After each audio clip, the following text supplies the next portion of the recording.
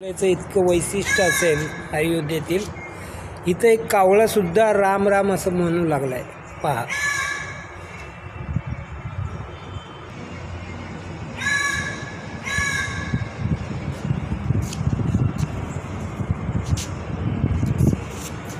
पहा,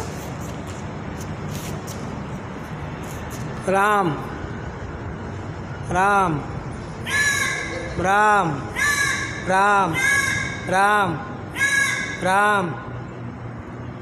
पाहिलं, ह्या सोहळ्याचा आनंद आपल्यालाच नाही तर पशु पक्ष्यांनाही झाला आहे. राम राम असं करून तो ओरडत आहे. राम राम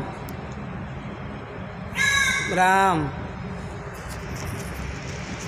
राम राम राम राम